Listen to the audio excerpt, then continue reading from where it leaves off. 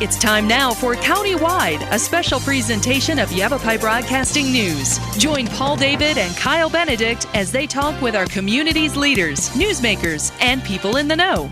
You'll hear about the hot topics that affect all our lives in Yavapai County. And now here's today's Countywide.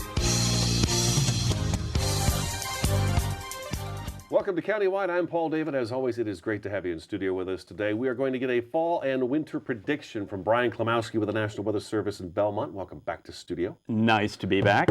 It was spring last time you were here. It just started to be spring. That's right. And it's already going to be fall. Well, it is fall. Where does time go, I tell you? Away is where time goes. It goes away, Brian.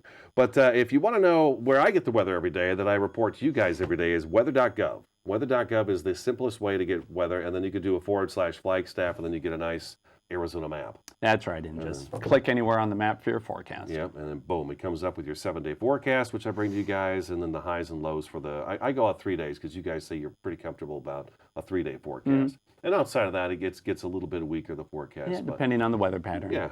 Speaking of weather patterns, wow, this week has been something else. Wow, let's talk about it. What do you got? Okay. What is going on? I mean, it has been... I feel like, and my wife feels like, it has been an abnormally wet couple of weeks right now. So what's been going on that keeps all this moisture coming through? Because it seems like each week we get more and more. You know, it's interesting, Paul. We've had a couple of pretty strong and slow-moving low-pressure cells to the south of us, which have just been pumping up moisture into the area. That's what we've seen this week. I mean, it's unusual for us to have rain, like when I drove in this morning and then overnight. But there's a continuous flow of moisture and an unstable atmosphere, which has been with us for a couple days. Should probably start to finally taper off tomorrow and give us with a nice fall weekend that we expect this time of year. Right, yeah. So I guess the weekend is looking for sunny skies and regular temperatures. Now, last weekend, it was cold. It was. I mean, the leaves are changing. Yep. They're yellow. There's leaves all over the ground already. But I know last Saturday morning when I woke up, it was below freezing. Yeah. So it feels like it's also getting cold really fast. I feel like Arizona's weather is like this light switch. It's like, okay, summer's over, bloop, we flip a switch and now here's fall. And then I feel like, when winter rolls around, it's going to be another flick of the switch and we're going to have the snow and the freezing rain and the freezing temperatures and stuff like that.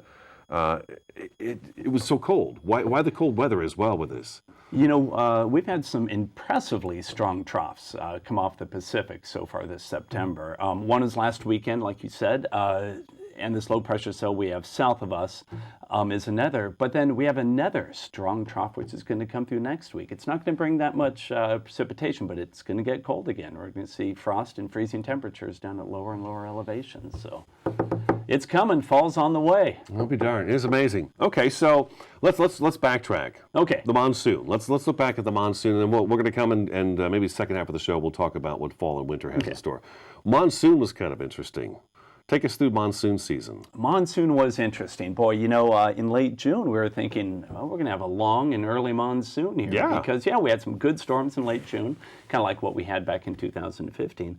And then we had what we call a monsoon break. That's where we get some strong westerly winds that just dries everything out. Really, we had what I would consider one of the most significant and complete monsoon breaks in July that I've ever seen. And then, so we had no storms from early July all the way until like July 18th or 19th. And I know finally kicked back in again. It worried the Forest Service too. It did. We had fires starting to kick up again from that activity in June. And okay, so we effectively had a pretty late start to our monsoon. But then it came in with a vengeance. You know, even though the monsoon started in mid to late July and ended a little bit early, really by the 1st of September it was over. In those 6 weeks, we had a top 10 monsoon for most of northern Arizona for all the precipitation that fell. Do we have any numbers? I have some numbers. Okay, give me some numbers on how the monsoon was. Because the 10th wettest, you say? 10th wettest in Flagstaff, Okay. just over 11 inches. Okay. Fell in Flagstaff. And do you know what's the normal? Normal's about 8. Okay. Yeah, you know, so we're good 30-40% above normal here. And that's pretty consistent. I took a sampling across your listening area. Prescott, depending on where you were in the city, between 9 and 13 inches. I always notice rain in Prescott. I always notice Prescott's rain is kind of unusual because you guys will put out Prescott and then Prescott Airport. Yeah.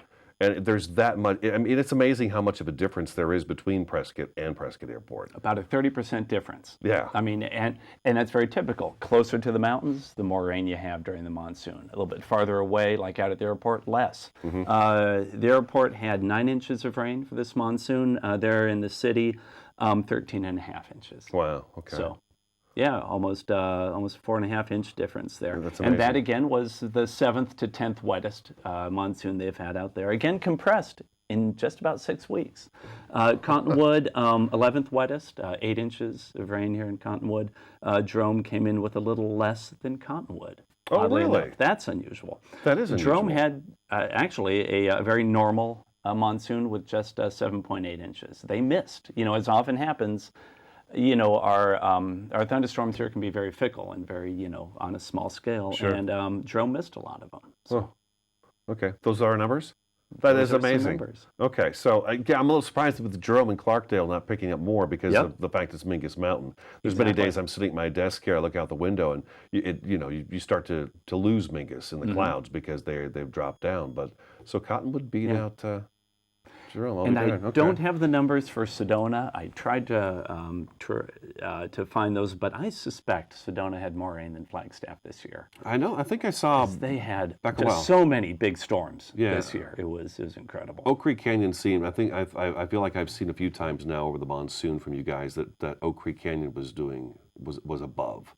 Was But above. it was a pretty Some big flows. Yeah. wet monsoon in Yeah. Oak Creek Canyon. Red Rock Crossing got flooded a couple times. So we fared well for monsoon, despite the fact it looked like it was coming early, but then it took this big lull, and then it came in with a vengeance and pounded us for 6 weeks straight. Did just fine. I mean, what's interesting is we've had 3 of the top 10 monsoons in the past 4 years. Oh, wow. We've had 3 very wet monsoons in the past 4 years. Okay. I believe that. I believe that. I feel personally this monsoon, I felt like I was getting rain almost every single day. And what it seemed unusual to me, too, was back when I was a kid, it seemed like you could set your watch by the monsoon. And I hear people say this to me all the time. You used to be able to set your watch to the monsoon. 3 o'clock in the afternoon in Cottonwood, you'd have thunder, lightning, you'd have these downpours. They'd last till 5:30, 6 o'clock. It would clear out. Maybe you'd get an evening shower, a thunderstorm, but that was pretty much the day of the monsoon. But now it seems like the monsoon has changed. It's almost, sometimes you wake up to it and it stays with you all day long. Is there a change going on with that? Well, what we saw this year, and actually to some extent last year, was more strongly forced events. I mean, normally in Arizona during the monsoon, we're very weakly forced in the upper atmosphere. There just isn't that much going on. That's why our winds are so light. Okay. But this year we've had a lot of other influences, like this low pressure cell to our south, which is having it rain day and night, past couple days. We saw similar things earlier in the monsoon and then last year as well. We saw a lot of hurricanes this year too, it seems like, and saw a couple of or those come tropical in. depressions. That's right, yeah. And those things sliding through Mexico, which were affecting us as well. Yeah, we bringing had in 2 more. this year. Okay. Yeah. Oh, just the 2. Yeah, I think we just Okay. had the 2 that primarily impacted us. Okay. All right. We got to take our first break, okay? All right. Weather.gov is where you go for more information about the National Weather Service in Belmont and your daily forecast, really. Brian Klimowski in studio today. Stick around, countywide, back in just a couple minutes.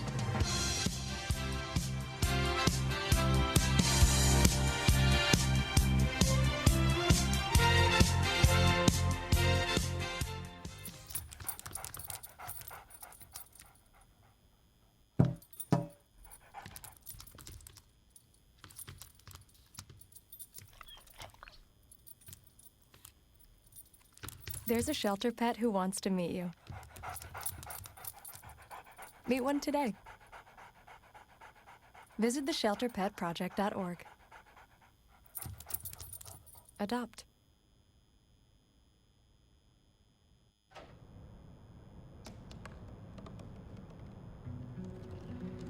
They said I couldn't dream. Called me a piece of trash and swore that's all I'd ever be.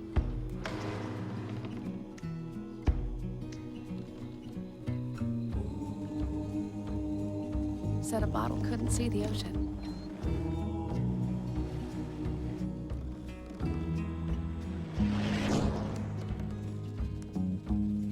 Give up. Go back to the dumpster.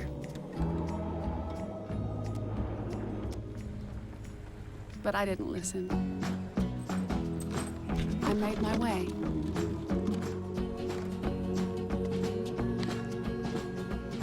And now, I am what I've always wanted to be.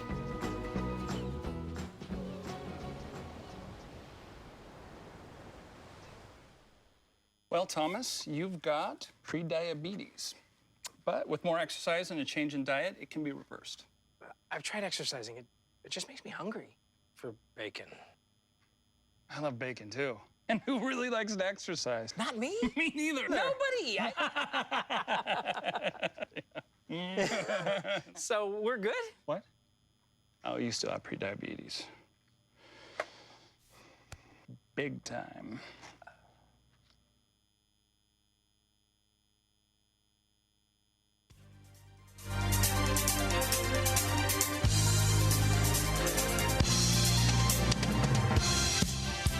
Welcome back to Countywide. Brian Klimowski with the National Weather Service in Belmont in studio today. Weather.gov is the website to go to. We're talking about monsoon and what it meant to the area, and we found out from most places, at least in northern Arizona, it was our 10th wettest monsoon. That's right. Most of us are above normal for precipitation for the monsoon, which is great news. Which Always is great good news. We had any major events during the monsoon this year? Unfortunately, we did have one fatality up on Humphreys Peak, July 20th, from a lightning strike from some folks that were hiking up there. Outside of that, it was, there weren't really any huge noteworthy events. Of course, we had multiple occurrences of some minor flash flooding. Hail up to 1.5 inches was the largest hail size we had this year. One brief tornado down near Snowflake is where that was. A couple reports of funnel clouds. And that was really about it. I mean, a pretty typical monsoon as far as the impacts that we see. Yeah, it was. I felt like it was pretty quiet too. And then the Cedar Fire over by Show Low. That was. We had some flooding events over there, but it was no. The 17-year-old that died from lightning strike, I have to say that was probably the most tragic event that I remember from this year's monsoon. Yeah. The rest of it was kind of run-of-the-mill, sort of expected type stuff. You know? Nothing like back in 2010-11 with the multiple houses flooded by the Schultz or the major flooding across interstates that we've had in previous years. Well, there was a little flooding down in Yarnell and Peoples Valley too, because they had a fire. And I remember doing a couple of stories because emergency management sent out information about sand and sandbags. So I remember talking, okay, if you need sand and sandbags, be prepared because the monsoon will be on the vengeance today. All right, let's move on to what folks are probably really wondering about. Last winter, we were having an El Nino winter, and we were expecting this phenomenal possible winter to happen. And the month of February turned out really dry, and it pushed everything to the north, and it wound up in Utah and Colorado. And it stayed north of us. And then by the time March rolled around, I guess we're kind of coming out of winter by then. Is that safe to say? March, Absolutely. we're kind of starting to come out of it? Absolutely. Okay, so February, one of our big months for winter, I would expect. We kind of we missed it. It was warm, it was dry. I remember Forest Service was already getting concerned. I was getting concerned. We started our wildfire PSAs in February, and it was just getting to be one of those, it was just one of those winters that didn't work out the way we thought it was going to work out. What does this winter look like? When we're forecasting a long-term outlook, like a winter outlook, we look at several different things. We really have to lean on what we can see in the long-term cycles of the atmosphere. The most well-known is called ENSO. That is the El Nino Southern Oscillation, or that combination or that manifestation of it on whether we're expecting El Nino conditions or La Nina. Last year, we had one of the strongest El Ninos, a very strong signal that it was going to be wetter than normal. It turned out, not to be as we had anticipated, unfortunately. This winter, there isn't a strong signal out there.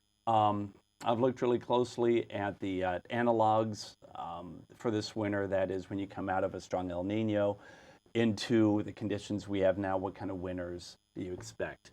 And right now, it looks like a pretty normal winter as far as temperatures and precipitation. I would lean toward probably a bit drier than normal, simply because we have, even though it's technically called neutral conditions, it's actually a weak La Nina that we're having this year, where the oceanic temperatures in the equatorial Pacific are a bit colder than normal, which leans toward a drier than normal winter. But as we learned last year, these long-term predictions can sometimes be foiled by a smaller change in the weather pattern, like we had that big ridge over the West Coast in February, March last year.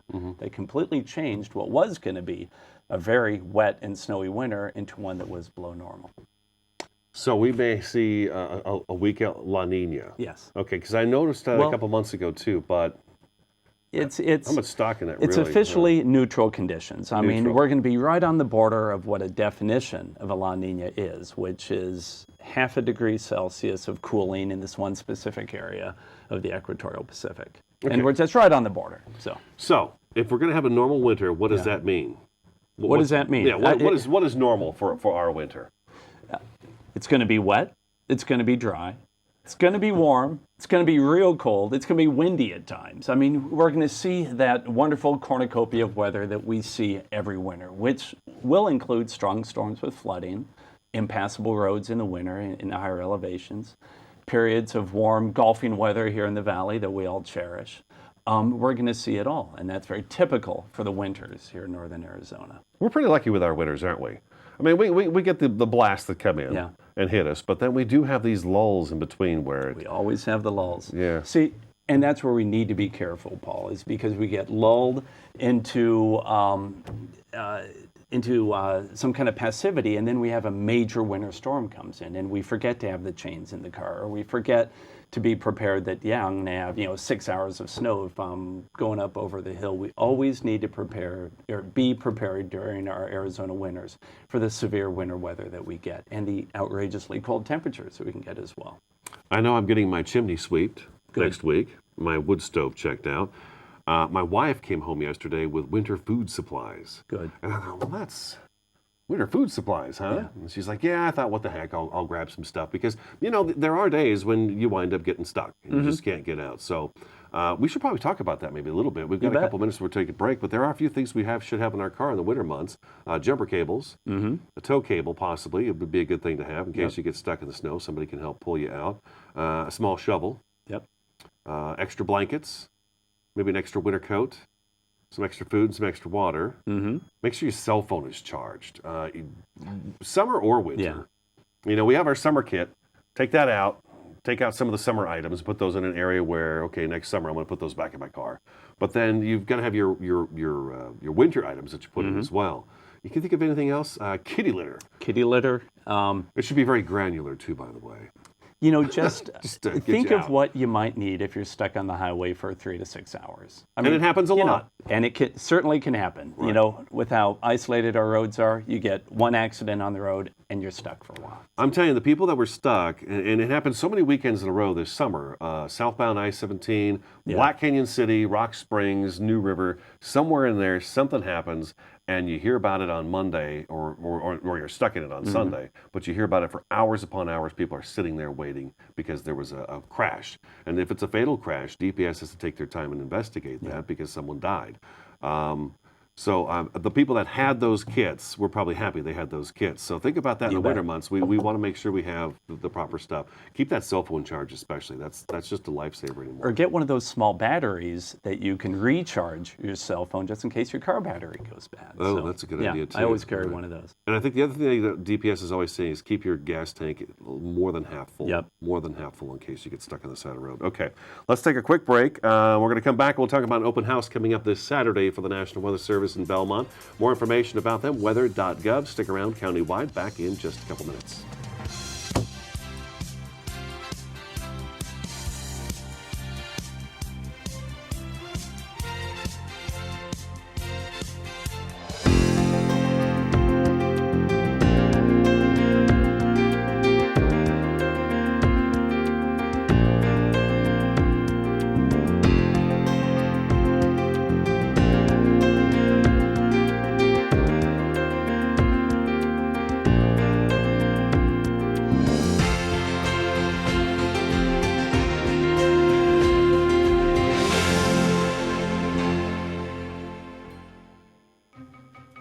Me and my boy Matt had it good.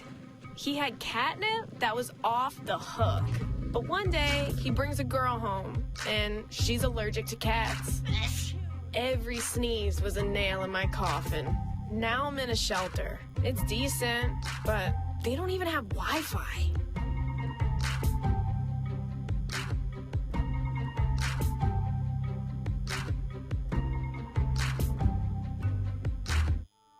I'm Jenny Garth, and as a mother of 3, I know kids worry about a lot of things.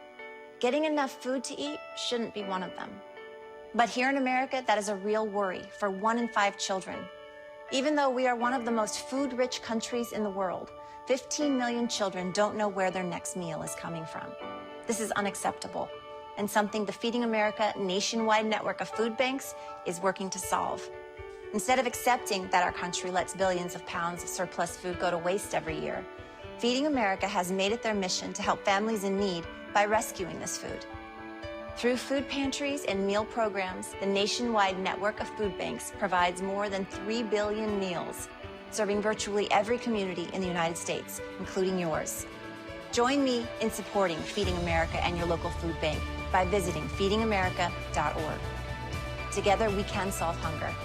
Together, we're Feeding America.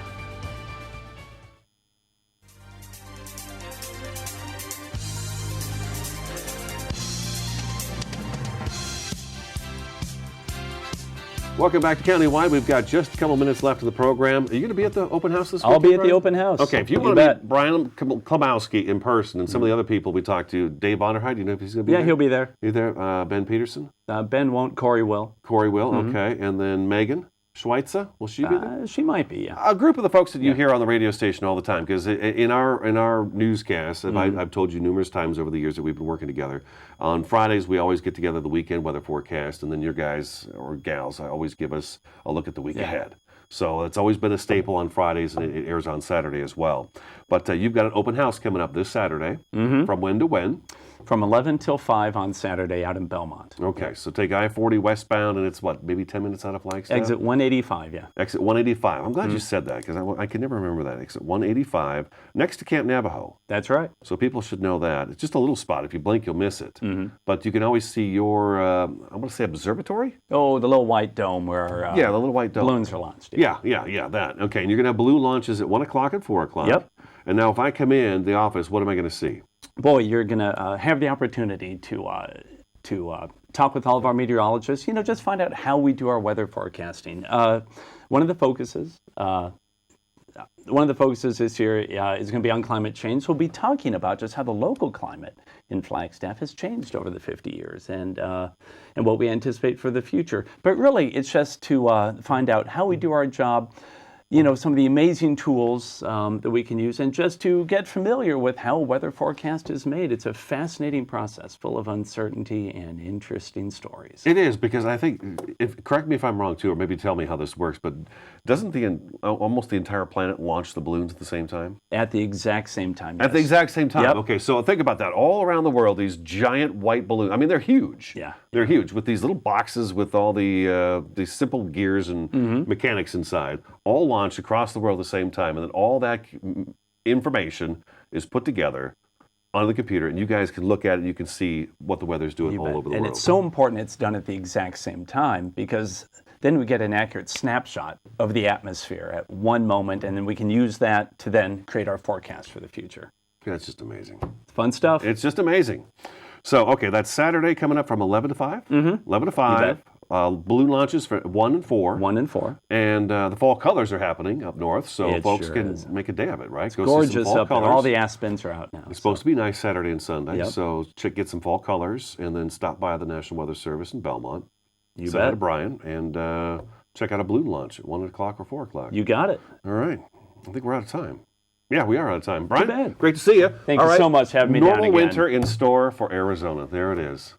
Normal winter in store. All right, weather.gov again for the information. This is Countywide. Thank you so much for watching and listening, and we will talk to you again next time.